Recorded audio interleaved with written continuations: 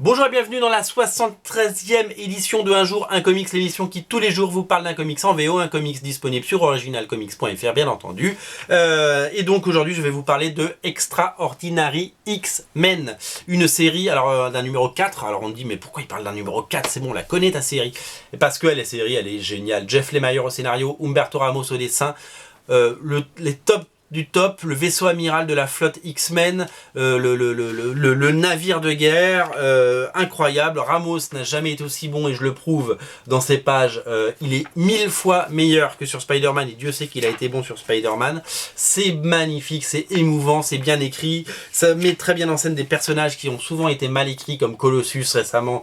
Enfin, il est très très mal écrit depuis des années. Illyana qui est bien écrit depuis des années mais qui là joue un rôle prédominant. Cette équipe de X-Men dirigée de main de maître par Tornade Storm en l'absence de Cyclope bien entendu qui a disparu, donc elle a repris les commandes. Storm qui est un personnage qui avait été complètement négligé pendant des années, là revient au top et au sommet de son leadership au sein de l'équipe. Ça met en scène donc vous l'avez vu en couverture, Mr Sinister bien entendu. L'équipe se compose également vous l'avez vu du Wolverine vieux de Old Man Logan revenu du futur. On a la jeune Jean Grey que nous voyons là, la adorable jeune Jean Grey du passé, donc qui a une espèce de bordel temporel on pourrait dire. Et bien je ne vais pas vous montrer la dernière page parce que la dernière page il y a un énorme cliffhanger et je ne vais pas vous le spoiler parce que j'ai pris un plaisir fou en arrivant. Voilà, au bout de 4 numéros, Jeff Lemire a vraiment posé son équipe, il a posé ses personnages, il s'est accaparé le monde des X-Men, c'est cohérent, c'est lisible, c'est intelligible, c'est très bien écrit, c'est très drôle, il y a beaucoup de références, c'est documenté, il a bien fait son boulot, c'est du très très bon X-Men et moi en X-Men je suis intraitable, hein, si c'est pas le top niveau, je le dis. J'ai très très peur d'ailleurs de la série Uncanny X-Men qui arrive demain, demain, elle arrive cette semaine donc je vous en parlerai peut-être demain, mais peut-être un autre jour parce que j'ai pas encore fait l'ordre des émissions suivantes, donc je veux pas dire de bêtises. Humberto Ramos est le choix parfait pour ce titre, au sommet de son art. C'est vraiment une série dans laquelle il s'éclate. C'est presque dommage qu'il ne dessine pas l'épisode 6, il va faire le 5, il aura un fill-in dans le 6, c'est un peu dommage, j'aurais aimé qu'il fasse tous les numéros d'affilée, mais c'est pas grave s'il prend un peu de repos pour revenir en grande forme derrière. Moi ça me va très bien.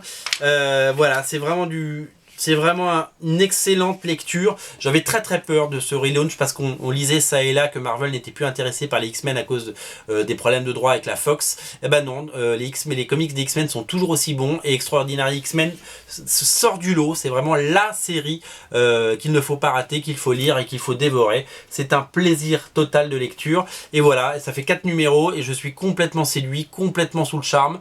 Sachez que les numéros sur originalcomics.fr sont sollicités jusqu'au numéro 8. Au numéro 8 comme un crossover avec différentes séries.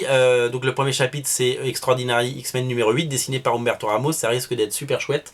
Apocalypse War, ça s'appelle, évidemment ça va faire écho au film Apocalypse qui sort cet été aux États-Unis et en France et partout dans le monde, qui n'aura pas du tout la même saveur mais qui sera complètement voilà, Marvel va en profiter pour vendre du comics et c'est tant mieux. Voilà, je suis vraiment comme je vous l'ai dit sous le charme de cette série.